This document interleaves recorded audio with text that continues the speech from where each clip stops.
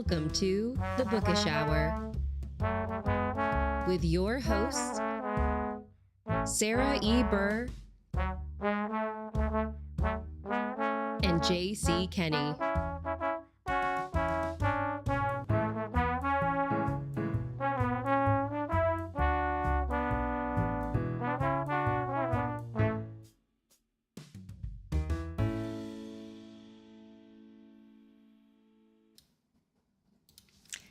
And we are live. Good evening, everyone. Welcome to the Bookish Hour. I am Sarah Burr. And I am J.C. Kenney. And it's Thursday night. It's a holiday weekend coming up. You may have noticed there's a little race here in Indianapolis this Sunday. But before that, we've got something even cooler. We have the legendary Annette Dashofy here. And this is so exciting. So, Sarah, it's time to get bookish. Yes, we are so excited that Annette is here with us this evening. Woo! For folks who have been with our show for, I think, 2 years now, Annette was actually a part of our very special 1-year anniversary celebration. So Yes. We are so thrilled to have her back and have some one-on-two time with her and be able to talk about just her illustrious career, all of the amazing books that she's written. And again, we're really excited to have you here with us tonight, Annette. Thank you. Thanks for having me. It's always fun sitting down with you guys, whether it's on Zoom or in person. We are definitely going to be having fun this evening. Yes. And we've got a bunch of folks popping up in the chat already, wishing everyone good evening. We've got Farmhouse Reader, Sir Reads a Lot, Mark, and DHB all chiming in. Hi, guys. Thanks for being here.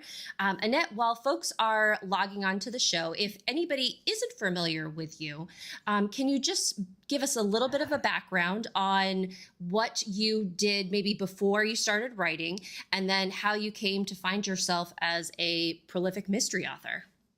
Oh my, before I started writing, I think my first writing implement was a crayon. So that's going back a ways. I've always written. Again, started when I was very small, just writing stories. I thought everybody did. I didn't realize that, it was something odd or different. And in high school, I wrote, now they call it fan fiction. At the time, we didn't have that name for it, but I would write novel-length books in pencil, longhand, in spiral-bound notebooks. Oh, that's cool. And basically take one of my favorite shows and create a character who was, kind of me and insert myself into the story that way. And I would write, and then I would pass it around in study hall, and my fans would read it, and they were reading like a serial version, because they would read just the section that I had recently written, and it'd get passed around, and then it would come back to me, and they would say, write more, which, as you know, is very addictive, and Yeah. it was then, and it still is. But then after school, life kind of got in the way. I worked as an EMT for a number of years. I've worked retail. I've done some horse training. I'm trying to think of what all the different jobs I've had. I was a photographer for a while, taught yoga for a while. My mother always used to worry about me because I couldn't seem to hold on to a career that interested me for more than 5 or 6 years. Until I taught yoga for almost 20 years, and I've been writing for that long now, because I got back into it around 2003, 2004. I got serious about writing for publication. So that. We're so glad that you did. And I mean, and I am just fascinated. I absolutely love the fact that you were writing fanfic in high school, because that's what I was doing. And I, thought that this is just how I show my love of what I'm reading. I wrote Harry Potter fan fiction. I did Nancy Drew fanfic. And of course there was always a character that's oh, her name's Sarah, and she just happens to be our best friend now. But it was such a fun way to, carry on these stories that I really loved until I figured out like, okay, like I can begin creating some of my own. And just hearing about the different careers that you've had with photography and EMT work and how those have translated into some of your characters. How did you first like get introduced to Zoe, thinking, back when you were writing book one, like how did she enter your world? Oh, well, I have to go back a little bit before that because I like I said, I started getting interested in writing for publication 2003 or so. And I wrote a book that really was awful. But I didn't think it was. I thought, this is it. I'm going to be the Stephen King of crime fiction. And then I took it to critique with some published authors and found out maybe not. So that book got put aside and I started writing something else. And the one that I started that was something else ended up being Death by Equine. Oh, wow. Yeah. So I wrote that long before Zoe. And I got an agent for it back then. And the agent couldn't sell it. So I'm shortening the story here because we only have an hour. But we parted company and I started writing something else. And that was Circle of Influence. Gotcha. Which is the first, not actually the first. I had written a short story that was published in Mystical E, I think. It was called A Signature in Blood. And I wrote it because I wanted to see if I could write a male protagonist who was Pete Adams, Police Chief Pete Adams, and Zoe was his sidekick in the short story. And then whenever I decided to put aside the whole Death by Equine book and start something new, I thought somebody along the line had asked me if they would ever see any more of those characters. I thought, maybe. So I started coming up with ideas, and I wanted, of course, a female protagonist if I was going to write a series at that point. So they flip-flopped. And to be honest, my idea was that it was going to be the Zoe Chambers, Pete Adams mystery series. Mm-hmm. And my publisher decided that was too long. Too long. Okay. So Pete got bumped off of top billing, and he's never really forgiven me for it. But he got the girl. He got Zoe. Exactly. I realize we're jumping ahead a little bit. But it took a while. Yes. That is such an amazing origin story, because seeing all of your books out in the world and having like watched Death by Equine come out a few years ago, to like just know how that process works and where these characters are all coming from. Gosh, that's so cool. So when in the early books, when Zoe is she's taking center stage and Pete is still kind of her partner but sidekick in a sense, how did the dynamic that you envisioned for them in that short story, did that change, or did you make any adjustments to to their characters or their personalities or what have you as you were developing the actual series? Absolutely. Pete kind of stayed pretty much as he was in the short story because he was chief of police of a small town. Zoe in the short story was not mentioned about being a paramedic. She was a deputy coroner because I thought it was going to be a one-off. I didn't realize I was going to have to do research on coroners' offices. But it kind of made sense to me when I decided to flesh her out and flesh him out and the whole world, to have her be working on the ambulance service, because that was a world I knew. I had been in that long enough that I knew. I mean, it's been a long time ago, but still, I needed to research what had updated in emergency medicine.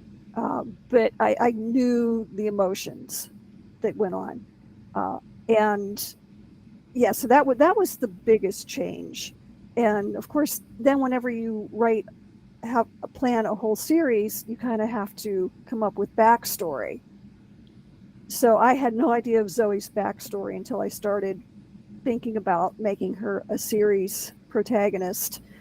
And I always say that she had a really rough growing up, and she was way different than me. People ask me how we're similar. Well, we both worked on the ambulance and we both had horses. And that's about it, because she was kind of a wild child in high school, and I was the boring geek child. And she had a crazy mother, and my family was just totally boring in real life. So I gave her a lot of baggage to carry into this. And I actually thought that was going to keep Zoe and Pete as just friends for longer than it was. Because they had enough baggage between them to sink a small yacht. But then I had my readers who, after the second book, were already coming to me and asking me, when are they getting together? So, you can only drag that out so long, I guess. Well, I do just have to let you know, our good buddy, Mark Baker, chimed in, and he said that, and according to Mark, they are co-leads in the series. Yes. I don't care what anybody says. So they are. I agree with you, Mark. I agree. That was always my intention, because they do. They have pretty much equal time on the page, back and forth between the 2 points of view. So that just brings up, you write from 2 points of view. Mm-hmm. How it is that you're writing female, male. Mm-hmm. Can you talk about the challenges of writing a story from 2 different points of view? Can you talk about that a little bit? I think it's easier. Getting back to Death by Equine for a moment, that was strictly 1 point of view, and it was really hard to be in a close point of view because the reader can only know what that one character knows. So with 2 points of view, especially Pete and Zoe, 2 characters who have feelings for each other, it makes it a lot easier to get more information, create more conflict. If Zoe knows something and she's maybe doesn't want to tell Pete, that happened a lot more in the earlier books, because they were still finding their way. So it was a good source of conflict. Mm-hmm. And just from a real minor but technical aspect, there's always the question of how do you get across what your characters look like, to the audience without blatantly just coming out and saying, I've tossed my auburn hair over my shoulder or something like that. And this way I got to show Pete through Zoe's eyes and Zoe through Pete's eyes. And of course they're attracted to each other. So those descriptions, take that with a grain of salt, because love is blind. I love that idea of, having 2 different points of view is actually, it can kind of help move the story along mm-hmm.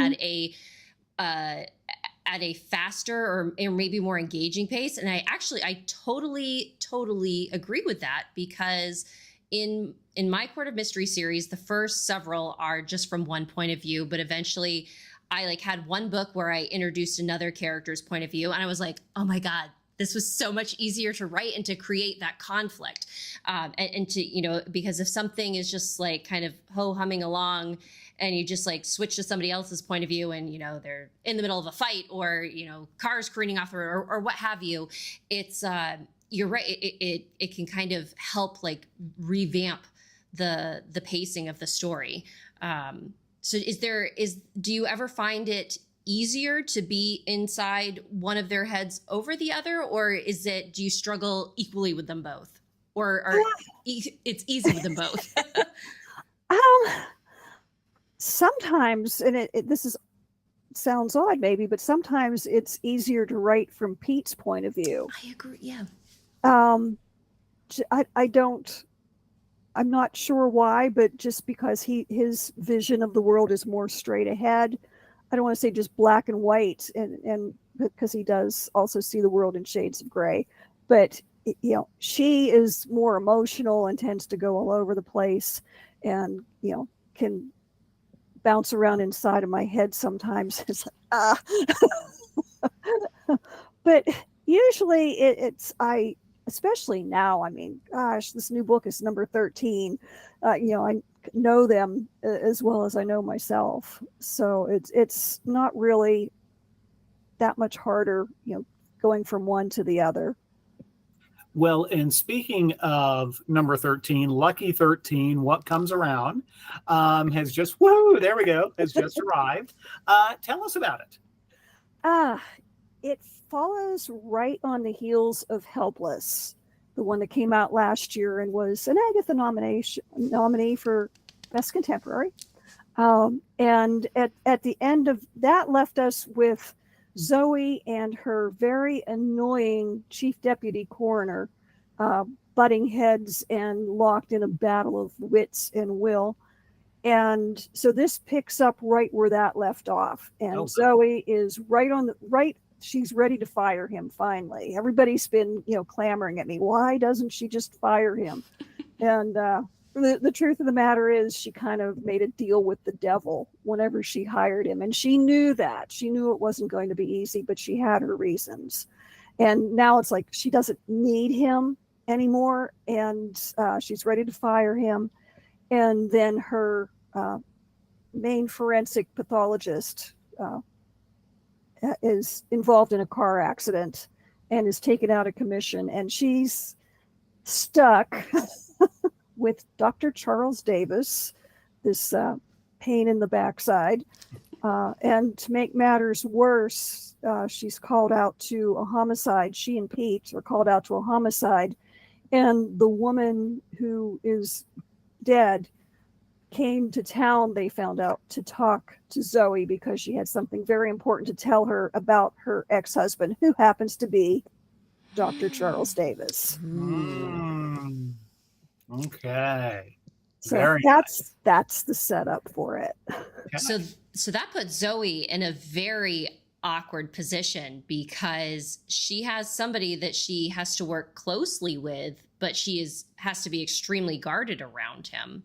Yeah. How did that change the so thinking about the life of a coroner and the work that they're doing, how did that change like the dynamic of those scenes where they're together, or I guess maybe like the processes that she would be involved with because she has to deal with this individual? Well, again, backing up a few books to where they first met, Zoe was originally at the start of the series a paramedic and a deputy coroner, so that she could pronounce time of death on patients who were DOA, dead on arrival.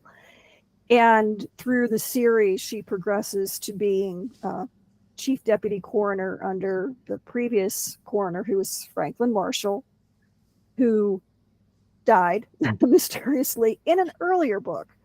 At that point, she became coroner of the county, and she wasn't really prepared for it in a lot of ways. So that's when this Dr. Charles Davis, who was running in the election, running against her predecessor, made a deal with her. You hire me on as chief deputy coroner, and I will help you out. I will show you the ropes. I will make sure the job gets done.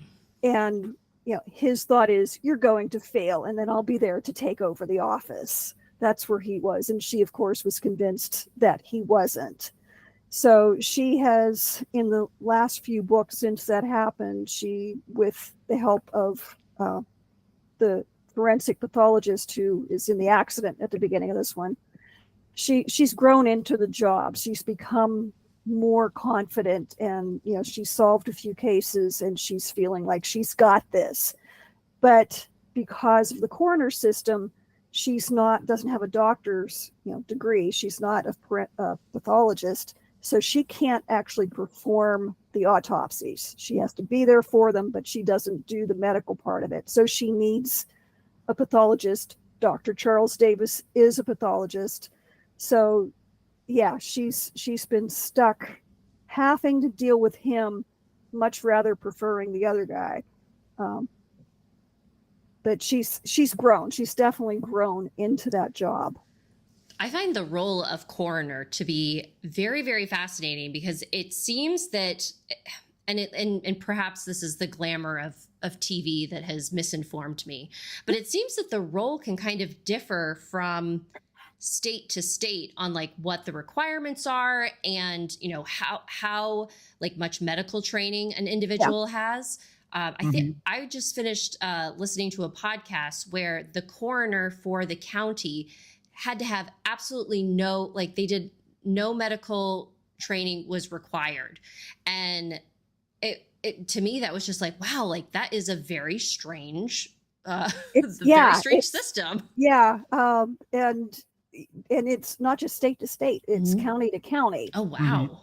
Because I live in Washington County, which is the real county where in the books I call it Monongahela County. So I fictionalized it in the book, but we have a coroner system here, but in neighboring Allegheny County, which is Pittsburgh area, they have a medical examiner office. And I can get off. This can get, you know, very boring. So just cut me off. No, this is fascinating to me. So please, like, enlighten me. The coroner system is an elected position. So they run for office. It's basically political rather than medical. Then they have to hire the medical or the forensic pathologist. Where the medical examiner position is, they have to be a medical, have that degree. They have to be a forensic pathologist to be a medical examiner.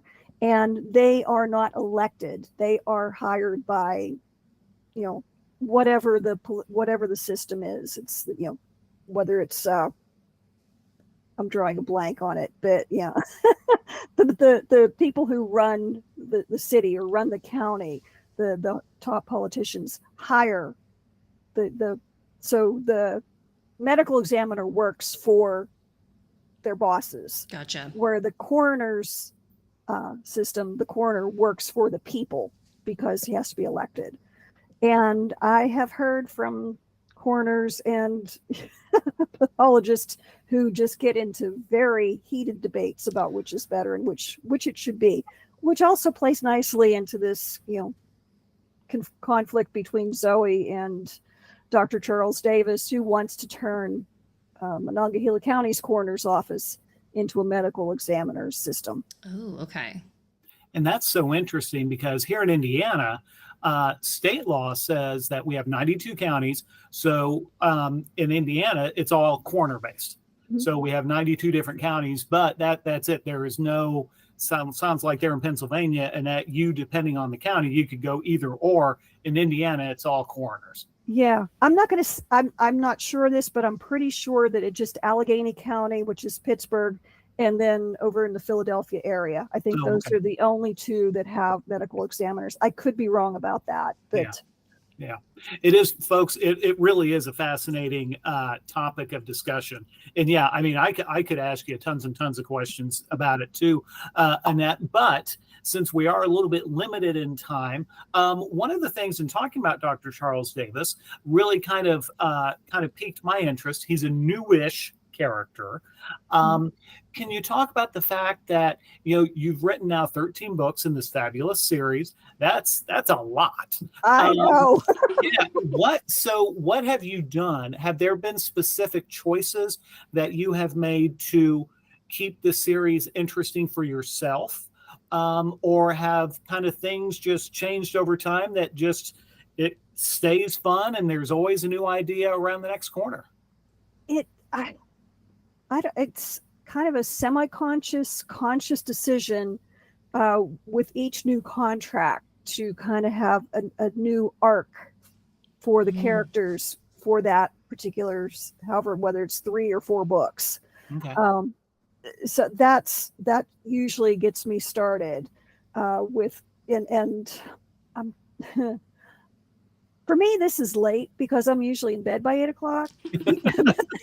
So I'm like thinking, I think the first book that Dr. Charles Davis showed up in was Till Death, because that's the one where she changed careers. That was the one where Franklin Marshall died. So yeah. And honestly, I thought that book, I'm losing my voice. I thought Till Death was going to be the last book in the series. Oh. So that was the one where, spoiler alert, they got married.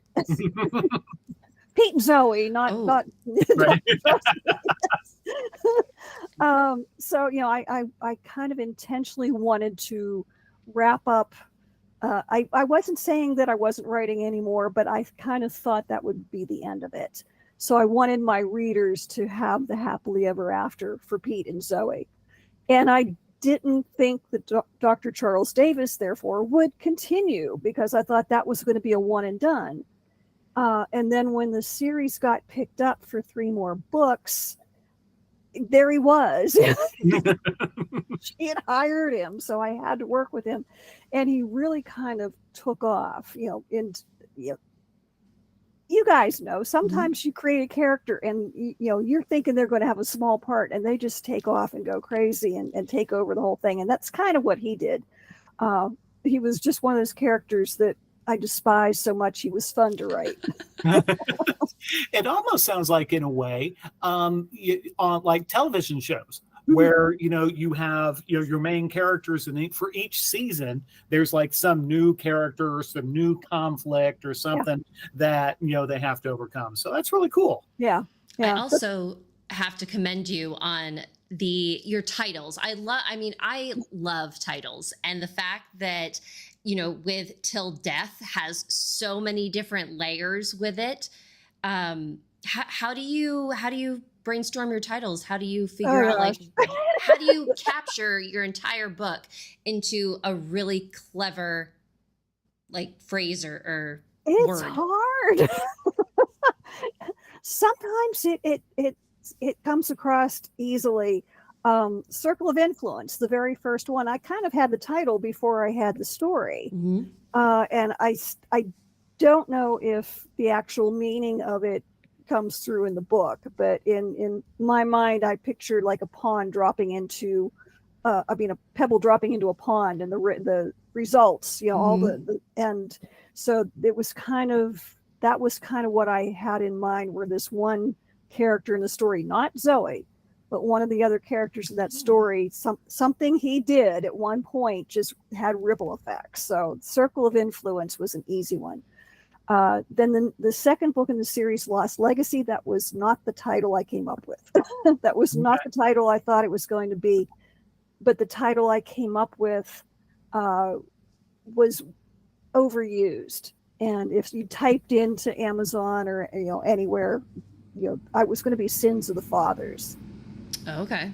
And there were too many other books with that title. So I did a lot of brainstorming. I have my critique group. We brainstorm each other's titles. There's 4 of us. Oh, nice. So Lost Legacy came out of that. There are some of the books that kind of were, just didn't have a title until the very end. It's like, I have to turn the book in. I have to have a title. Mm-hmm. Well, the fact that you mentioned like typing in a title to see like, okay, like what else am I up against? Like, I have definitely had those moments where it's like, oh, like this is the perfect title. And no wonder, because it's been used a million times by other people, that it's like, it sounds like it's so good.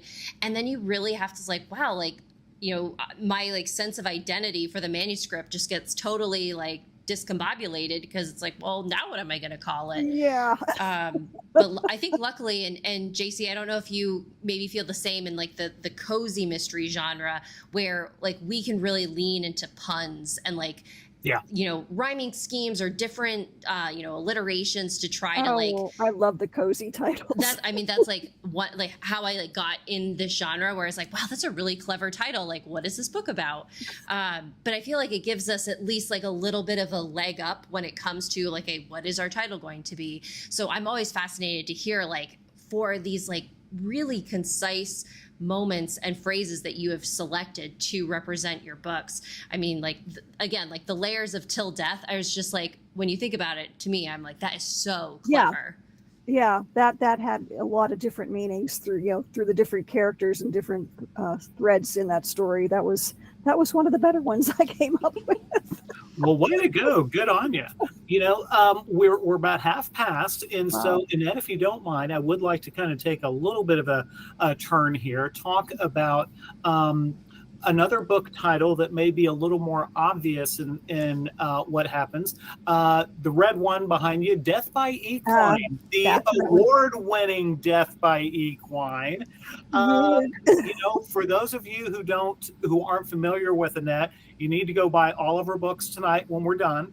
I know that's a lot of money, but that's okay because it'll be totally worth it.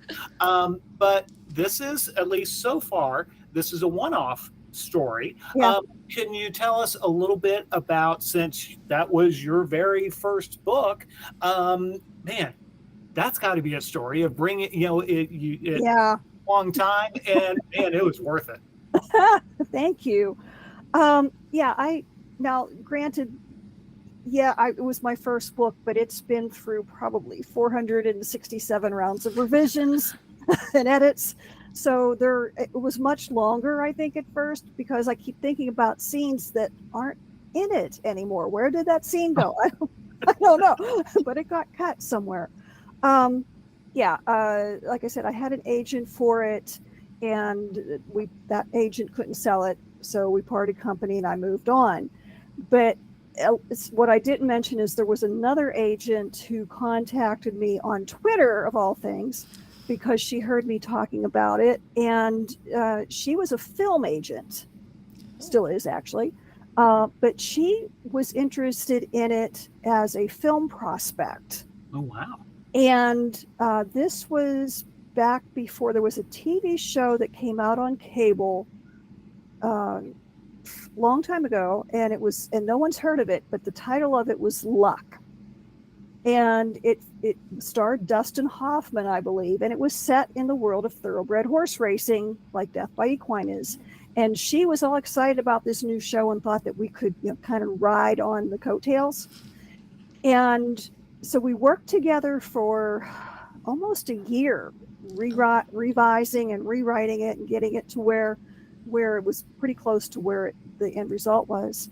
And I got back to her. I'm done with the revisions. And she said, about that. She said that TV show, several horses died during the filming of it. Oh. And PETA sued the studio. And according to Hollywood, right at that time, horse racing stories were toxic, which nobody wants to hear about their story. Yeah. Like, holy moly.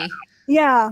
And she said that she's out in California and she didn't have the connections in New York to take it to one of the bigger publishers. So it's like I say, I've had 3.5 agents over the years. She's the half because we never actually signed an agreement, but we did work together for a year on it. Oh, wow. So, okay, it got put back in the drawer. And then I, sold the Zoe series and it went on. And I have one friend who's an author, Donnell and Bill. If you're out there listening, Donnell, hi. And she would occasionally ask me, when are you going to do something with that racetrack book? And I'd be like, oh, I don't know. I'm writing this other thing. I, never say never, but I didn't really think I would do anything with it. So fast forward to the 10th Zoe book had come out. That was the one I thought was going to be the end of that series. I didn't have anything else coming out. Even I'd signed with another publisher to continue the series, but there was going to be like a 2-year lull between releases. And, most authors know the longer you have no books coming out, the less income you make. Mm-hmm. So I decided to, let's pull this book out. And I was interested in indie publishing or self-publishing. I knew nothing about it really. And I go to conferences, writing conferences. People would ask me about self-publishing. I thought, well, I'm going to self-publish this book. And just for the experience and to have something to come out for my readers who were following me. So I ran it through my freelance editor, got a complete developmental edit, copy edit on it, had the cover done by a professional cover artist, and put it out myself. Indie published it. And my main goal was to see if I could break even. I was keeping this running spreadsheet of expenses and income. And in the middle of that somewhere, it came out in 2021, I believe. And it's late. I don't know. A couple of years ago. We'll go with that. I was, pretty much at the break-even point. I had now signed with a new agent, and she got me an audio deal on it with an advance. So that definitely pushed it into the black. And then I had a reader tell me, you should submit it to the Dr. Tony Ryan Book Award. And I knew nothing about this award. So I looked it up, and, all they wanted to enter was well, first of all, the book has to be focused on thoroughbred horse racing in some way. Other than that, it could be a kid's book, it could be nonfiction, it could be fiction, anything. And they wanted 3 print copies sent to them. That was it. And I was still kind of, because I'm the notorious, bridesmaid where awards are concerned. But then I saw that the grand prize was $10,000, and I said, I'll send in the 3 copies. And long story short, I won. That's amazing. That's so amazing. Yeah. So tell us about that moment then. Tell us about that call, or was it an email, or what happened? Well, I got it was announced originally that there were 6 finalists, and I made that list, and yay. And then they narrowed down to 3, and those 3 authors, of which I was one, are invited to come to this fabulous farm in Kentucky, where they hold this really ritzy cocktail party one evening and present the awards. And I was really convinced, especially after I met the 2 other authors, that I didn't stand a chance. My husband went with me, though, and we got all dressed up, and we went to this really elegant, Lexington, Kentucky horse farm. And my husband and I are huddled in the back of the room looking around, and he goes, do you know how much money is in this room? It's racetrack, people. I mean, we're talking, this was the weekend of the Breeders' Cup, which is one of the big deals. If you don't know about horse racing, the Breeders' Cup is right up there with the Kentucky Derby.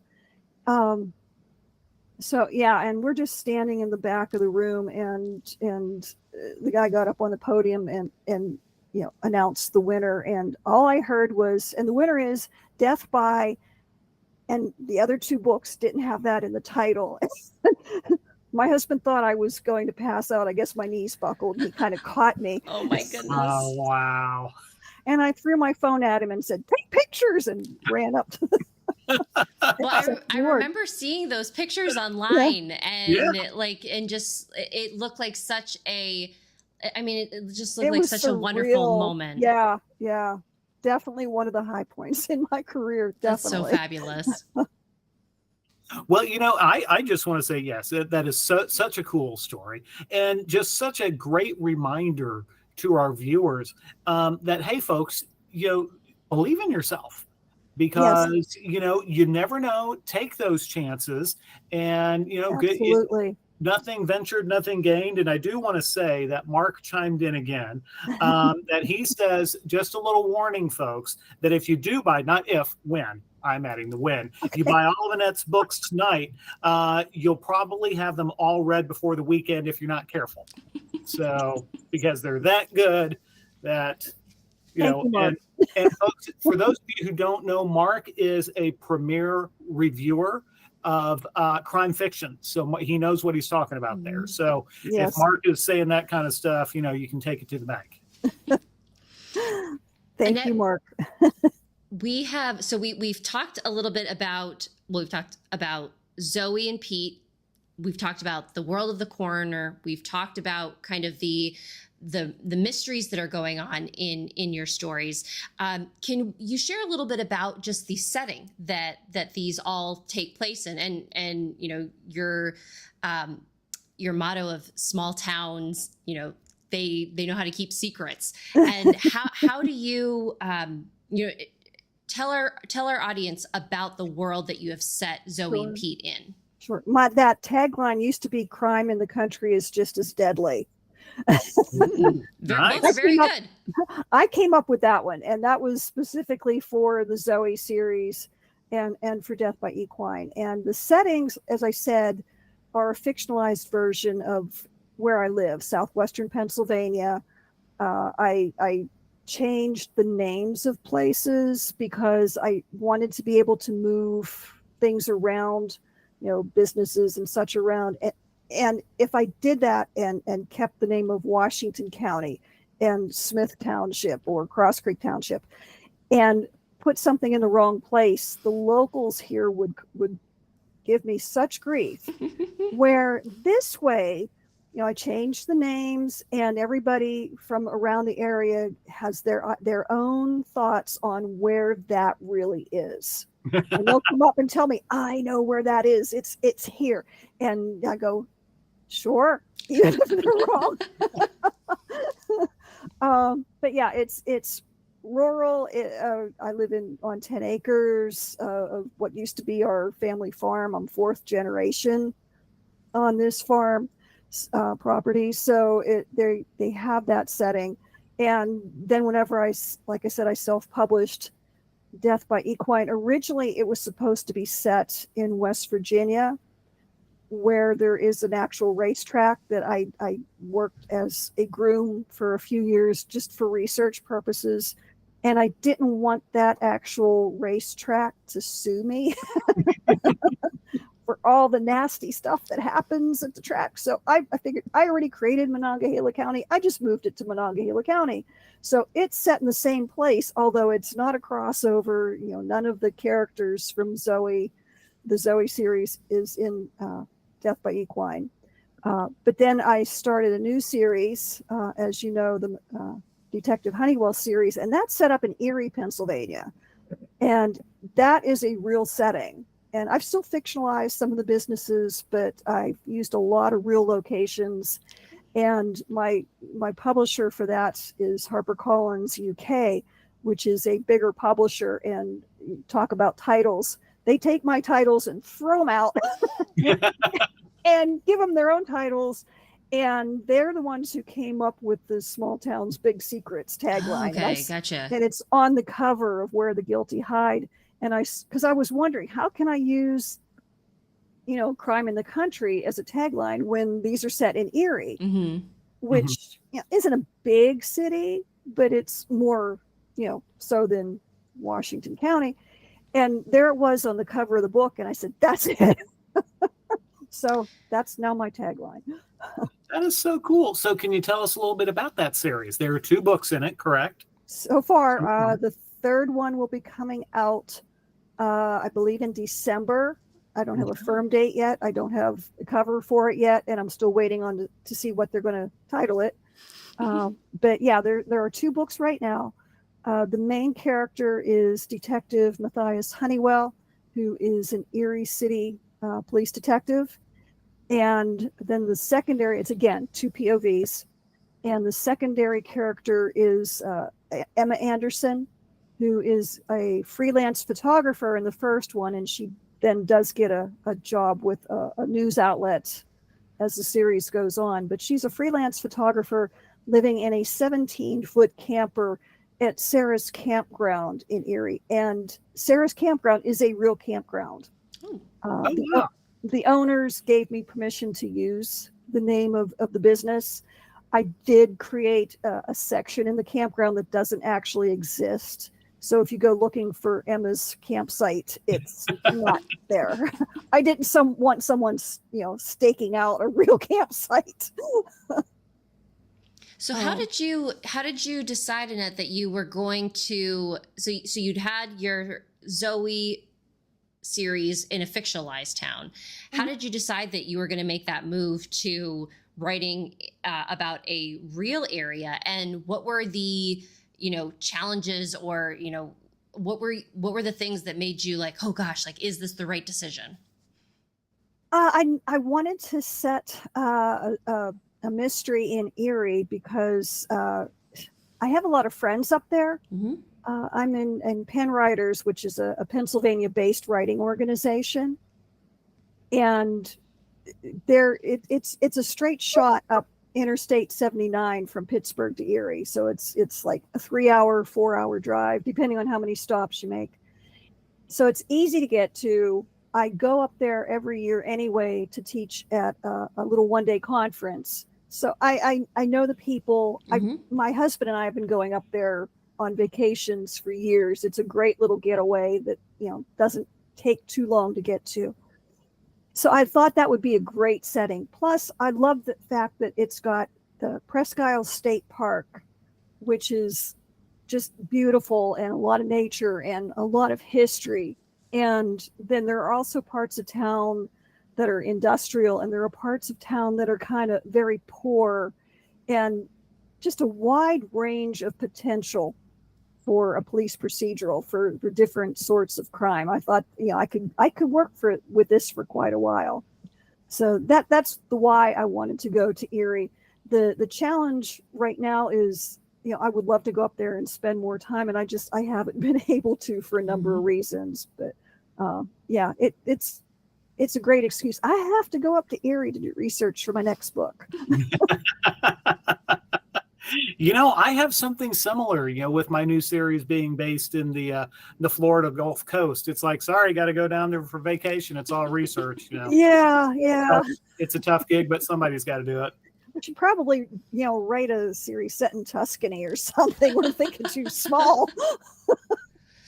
That's true. That's why we need to take M.A. Monin's approach, and Greece and Italy, Barbados, some of those Seriously. kinds of places. And I like the little, maybe the little teaser nugget that you gave us, Annette, where Then they asked me for 3 more. So I've completed one. I've just turned in my the revisions from developmental edits. So I'm waiting for the next round of edits on that'll be book 3 that I don't have a title on yet. And I'm drafting book 4 right now. Exciting. That is so cool. Yeah, well, I tell you what, the bummer about this fabulous conversation is we've only got about 10 minutes or so left. And that this has just been fab. And, we can't thank you enough for coming to hang with us. Last question I do have for you before we kind of begin to wrap up is, we have talked, you talked about, so there's going to be more books for Detective Honeywell. Zoe book 13 just came out. Mm-hmm. Can you give us any deets? Are we going to see more Zoe after what comes around? Yes, eventually. I don't have any more under contract right now. I have a new agent. My agent who got me those, the contracts, original contracts for the Honeywell series and to continue Zoe, unfortunately passed away in November, and I then signed with a new agent, Paula Mounier, who's fabulous and who is really wanting to try something new with me. So she's got my brain going, and I sat down with the fabulous Hank Philippi Ryan this past weekend. We were at a conference together and had some one-on-one time, and she helped me brainstorm some more ideas. So I'm really excited that once I get the Honeywell books drafted, that I can then focus on trying something different, just stretching my wings a little bit. And if it flops or if nothing comes of it, there are more Zoe stories to be told. I definitely didn't. Somebody asked me, no, I didn't kill anybody off who's vital to the story. So and I didn't, when I was writing the 13th book, it wasn't my intention to that being the last one. So I need some time to try something else. And we had kind of talked a little bit before we went live about sometimes you just get worn out, and I'm going to let Zoe and Pete rest a little bit and maybe enjoy their lives and before I get back to them. Fabulous. Well, it sounds we have many more stories from you to hear, regardless of the characters that are coming to us. So that always makes me feel very wonderful. But speaking of stories, we're since we are kind of almost over with our hour, wondering if you guys have some recommendations for our viewers about what are you reading, what are you listening to, what are you watching. Annette, anything that has been kind of top of the list for you recently? I am currently reading a book by someone who you just had on the Bookish Hour not too long ago, El Casamano. I'm reading the second. Nice. I got to interview her a couple months ago and got hooked on the Finley Donovan series. So since I was interviewing her, I read the fourth one, the last one first, and then I had to jump back and find out how did they get there. How did that happen? Yeah. So I read the first one, and now I'm on the second in the series. And Fabulous. I can't remember which Finley Donovan one that is, but it's the second in the series. Is the book that I'm reading now. Very Fabulous. Nice. JC, what about you? So last weekend, Nancy and I watched the movie Argylle.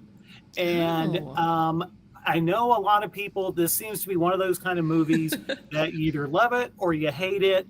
But, I just love the fact that it was the story of an author, who is writing these action adventure stories that turn out to be real life.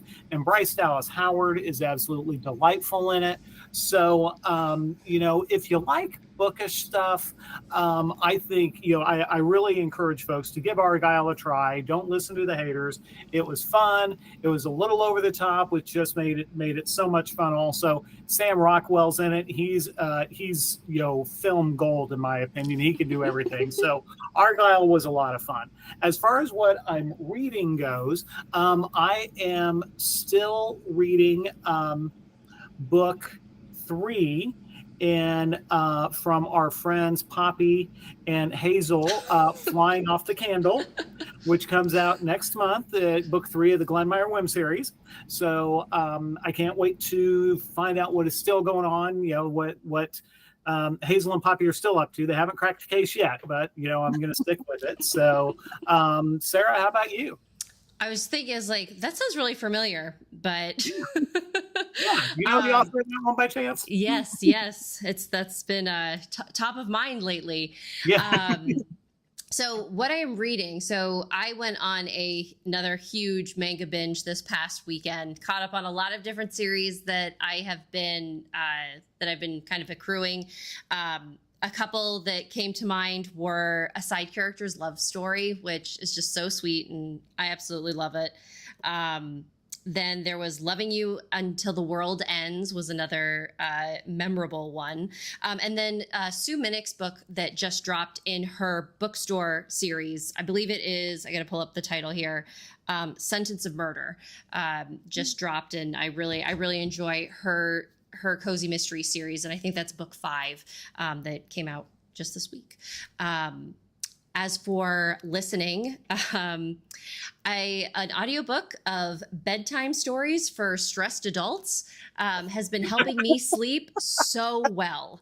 I don't know what voodoo is being like spewed from the speakers when I'm listening to this, but I am out in less than 2 minutes listening to these sleep stories. I need to write this down. Yeah, it was. I borrowed it from the library and was able to listen to it, and I was like, this book is amazing, so I had to go out and buy it. So it's bedtime stories for stressed adults. There's a whole series of them that they're just they're really, really good. And then watching. Still watching Star Trek. However, we did throw in. That was one of my fan fictions. Was the original Star Trek was one of the fanfics that I wrote whenever I was in high school. We just watched the episode where Data becomes a father. And, oh my God, the child. Yes. Oh, or the offspring. The offspring, yeah. Heartbreaker. That one, so that Data is really, I wasn't sure how much I was going to like his character at the beginning, but he's one of my favorites. I really love him. So I watched a limited series called Sanctuary, A Tale of Witches. Really, really good. It was about a kind of a murder mystery set in a small town in England where witchcraft is just like a thing that people like. It's an accepted thing, but not a lot of people are witches. But of course, once a murder is committed and somebody makes a claim of, oh, it's got to be witchcraft, then like the whole town goes crazy. And it was a riveting, like it was so good. Very frustrating because you see like how crazy people can become with like mob mentality, but really, really, really good. It was on the AMC channel on Prime Video. We got like a free trial of it because we had to do a free trial to watch Late Night with the Devil, which is a horror movie that was very, very good. And that's my last recommendation for the evening. Well, I do want to jump in real quick. Annette, one of the things that folks who follow the show know, from time to time, my wife and I love to drop a few hours in on classic 60s TV. And so we watched a few episodes of the original Dark Shadows. Oh, wow. The other day, and it was glorious and awful and low tech and and a lot of fun. So we've got so we have given our audience members quite the range of entertainment to pursue.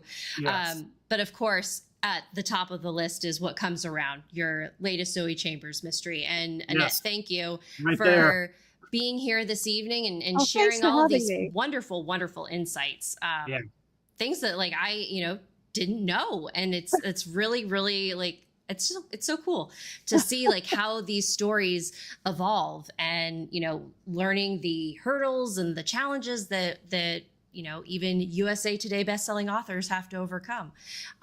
So thank you for. I always say the publishing journey is like that cartoon Family Circus where Billy gets off the school bus and his path is like this, trying to get to the house. That's kind of how my publishing path. Well, you know what? It's inspiring no matter how all over the place it was. Like, it's such an inspiration to hear that journey. So thank you for being here to share that with us. Real quickly, any in-person events, any online events, where can folks connect with you to stay up to date with what's going on? You can go to my website, which is AnnetteDashofy.com, and I have a schedule there of my personal appearances. You can sign up for my newsletter and get a list. I actually need to update the personal appearances list, but I'm going to be at Mystery Lovers Bookshop in Oakmont, Pennsylvania, for anybody who's in the Pittsburgh area. And that's going to be, I don't have the right calendar up in front of me. June 9th, the Sunday? Yes. Okay. Yes. Then it's June 9th at 1:00. We're going to do the official launch party for What Comes Around. So that's the big one coming up. I just got done with Malice, of course, the end of April, and Penn Writers Conference last weekend. So just more close to home stuff for the next month or so. Good. Well, hopefully then you can, take the time to recuperate from all the traveling that you've been doing. Yeah. Well, perfect. Well, again, Annette, thank you so much for being here. Always a pleasure to be able to chat with you and hear about everything that you have going on. For our viewers who are here this evening for our live show, thank you guys for joining and for your comments. We always appreciate being bookish with you. And we will be back with new episodes. I believe we have some next week. As Annette has mentioned, it's late and it's like, I don't have my calendar up. So if you need episode reminders, you can always visit us at it's bookishtime.com and sign up for our mailing list. We will only mail you if we have an episode coming up. And so we won't bombard you with information. Just a friendly reminder of when we will next be airing our show. That's right. So without further ado, everybody enjoy the rest of your evening. Have a wonderful Memorial Day weekend and stay bookish, everybody. Bye-bye. Have a good night. Thanks.